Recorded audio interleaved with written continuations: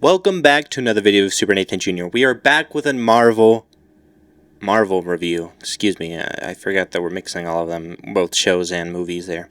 Today I will be reviewing Agent Carter Season 1.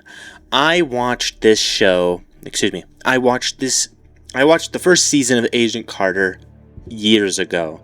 So coming back to it, my memory was foggy, but it kind of lifted again. I remembered bits and pieces of the plot, and then I obviously, as I watched, I was like, oh yeah, that's what happened. Oh, that's when this happened. So that was a fun experience, and watching it as an adult now is definitely going to have a different perspective on the show. The show is decent. I enjoyed it. I had a fun time with it. They didn't do a bad job with it. They did a good job with it. And there's one specific element that they did really well. I really like the costume design and set design. I think they fit the design of what Captain America the First Avenger did well, of 40s style buildings and costumes, and also a lots of room sequences, as opposed to filming large-scale battle sequences in the city, which I actually do appreciate this take. It gives 12 Angry Men vibes with where the scene is taking place and the shots they utilize, where their focus is not what's the coolest shot I can get, but rather it's more plot-driven. Despite it being plot-driven, it's a fine plot. It's safe.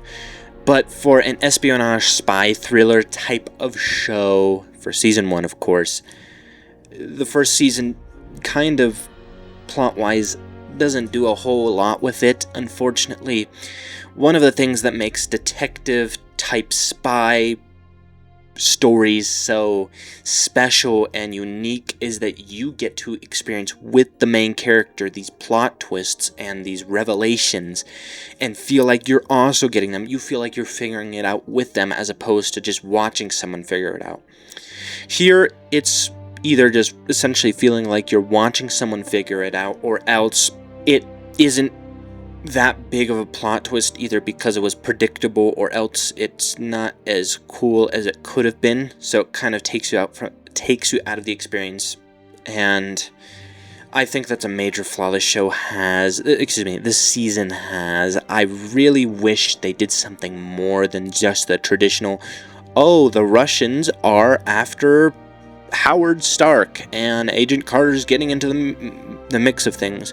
Not to mention their conclusion felt really rushed and also not realistic based on the characters they were developing. They developed a hypnotist and then a hitman, an assassin woman, both Russian, and that's a cliche in and of itself. We've seen this before. I guess that's just American films for you. But here, they did well. They did really well up until the finale episode with this conclusion for them. They had these characters fully in control, getting past what the main characters, what the SSR was doing. They were way smarter than them and tricking them and just, getting past them. And then by the end of it, it just turns out that they were chilling in one of Howard Stark's airport locations, and then they just kind of arrest them. Okay, I mean, it works, it's fine. It's not that it doesn't make sense, it's just kind of stupid. You're making these villains that you were building up to be pretty intimidating, and kind of putting them down, and how would we put this? Making them dumber than they actually are, and reckless is the best way to put it.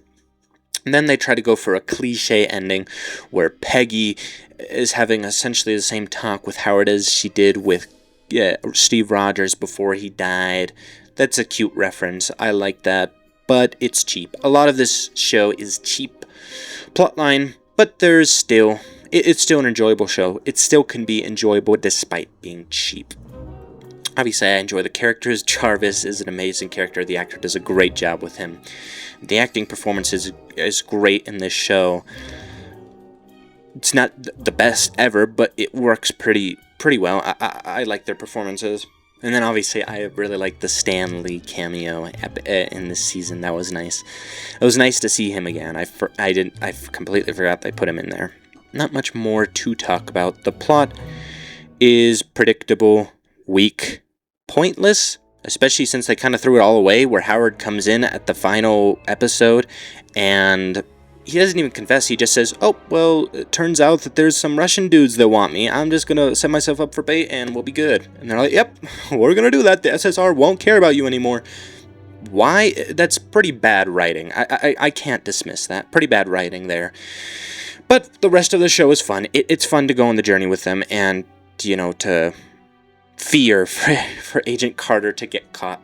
So I give this season 3.5 out of 5 or 6.5 out of 10. It's enjoyable, it's decent, but it's cheap, it's predictable, it's got some great elements to like here, some flaws with some writing, but overall I'd say it's a decent experience.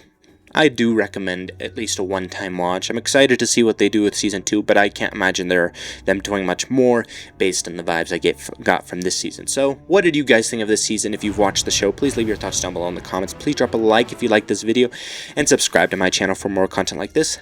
Thank you guys so much for watching, and I'll catch you guys in the next one. Adios.